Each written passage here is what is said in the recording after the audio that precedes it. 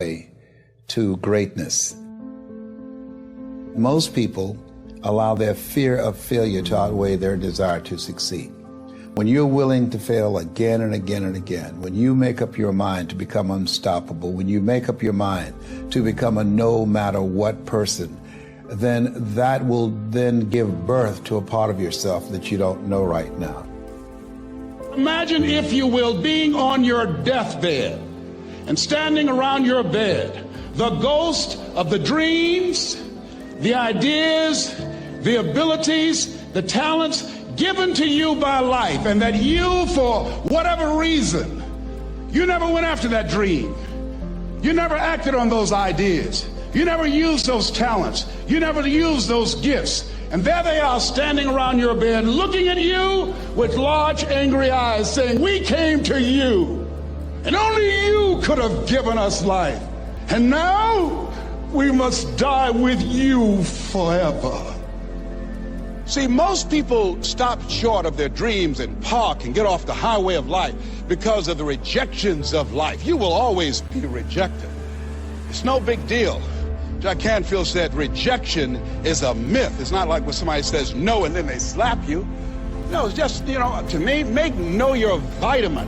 Get excited about the no. Why? Because every time someone says no, that brings you another step to a yes. You're getting closer. Trust me, you will win if you don't quit. You will win if you don't quit. Even a broke clock is right twice a day. As you go through the challenges of life and you look at it and embrace whatever comes to you, don't run from it. Step toward it. Don't try and duck it like most people do. See, most people want it easy. See, easy come, easy what? Easy go. See, but when you go at what you're going to deal with and you deal with the difficulties of it, when you handle those hard things close at hand, making those hard decisions right now that you don't want to make, learning those things that you don't like to do, but you know that in order for you to get where you want to go, this is one of the hoops that you have to flip through. And I'm saying to you, whatever you got to do, do it, because if you don't, life is going to whoop you until you surrender. You have something that you brought to the universe, and that if you decide that my life deserves my developing this, what I do well, and becoming the best at it, and mastering myself, and seeing what I have within me, if you decide to drop your buckets where you are and develop your gifts, I grant you, you'll never ever be without. I grant you that your gifts will take you places that will literally amaze you. I grant you that if you begin to work to develop your gifts, you'll develop a strong sense of happiness. You'll get a larger vision of yourself, because part of beginning to get a larger vision of yourself, all of us need some area of our lives where we can have a feeling of competence. That people know when they think about this area, that's something you do. That you eat and sleep that. And that you do that. You do that. Changing is not easy, but changing your life, changing habits, reinventing yourself, picking yourself up after life has knocked you flat on your back. I've got to say, when life knocked you down, try and land on your back, because if you can look up, you can get up. Well, that sounds cute, but that's not easy. When I was diagnosed with prostate cancer 17 years ago, that first time that happened, I said, hey, I can handle this. Then when it came back a year later, last year, 17 years later, and this time it metastasized to 7 areas of my body and ate 40% of my T1 vertebrae. Now the stakes are higher. It's just life saying, okay, Mr. Motivator, you beat cancer the first time. What you gonna do now? I started laughing. When the doctor told me, he said, why are you laughing? Are you in denial? I said, no. I said, I feel like Mother Teresa. He said, what do you mean? She said, Lord, I know you know how much I can bear. I just wish you didn't have so much confidence in me. I said, the stakes are higher. So I've got to dig in, I've got to fight for it. Because at the end of the day, life is a fight for territory. And once you stop fighting for what you want, what you don't want will automatically take over. And It's a fight. It's a challenge in life every day. And what we have to do is embrace it. What we have to do is see it as a project to be worked on. In life, you will always be faced with a series of God-ordained opportunities, brilliantly disguised as problems and challenges. And so I see even cancer as a gift, as a God-ordained opportunity.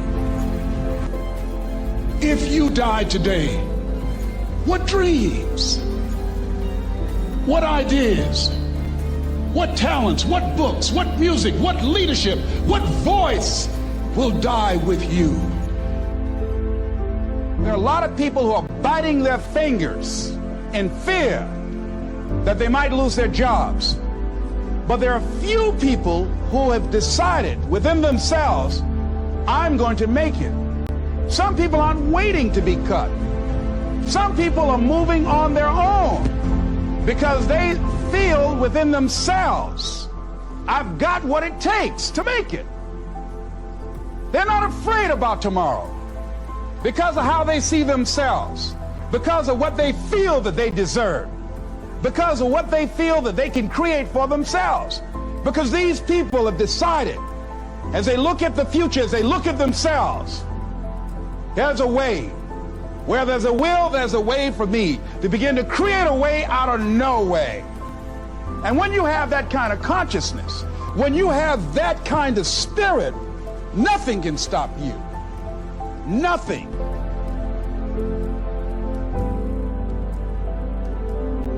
There's no secret to success. There's a system to success. And no matter what organization you become a part of, the system works if you work it. If you don't work it, it won't work. But it works if you work it. And that's one 4-letter word that most people don't like. They're not willing to work it. There are winners, there are losers, and there are people who have not discovered how to win. And all they need is some coaching. All they need is some help and assistance, just a little support.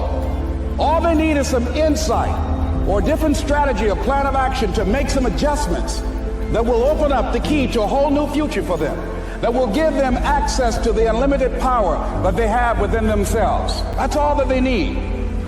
So what I want you to do is think about something you want for you, that's real for you, that's important for you, that will give your life some special meaning and power.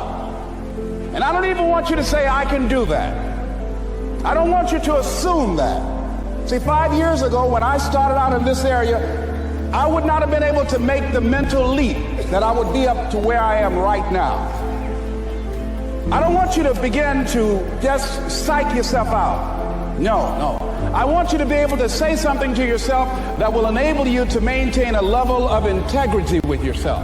That when you say this, even when you face tremendous setbacks, it will be a benchmark to keep you in the game, to keep you moving forward and experimenting and readjusting your strategy and your plan of action, continuously looking for ways to win. I think we have to reflect on, who am I? Why am I here? What drives me? If I died today, what 3 words would I want said about me if I died today? What is it that defines me? How do I define myself? So I went to the next mode necessary to start talking to people and seeking and asking for what I wanted and leveraging relationships and trying to find out, how do the people do it that went ahead of me? How do they do it? And then what is it I need to do? How is it I need to train myself, to develop myself? What's the resources that will be required in order to make it happen? And as I start seeking out and asking questions, I started running into people who said, I know someone who can help you do that. And they helped me get connected with those people. Remember, we have so much energy that can take us so far. It's necessary that you hook up with some other energy that can take you to the next level. I hooked up with them. They said, let's go. I said, away we go.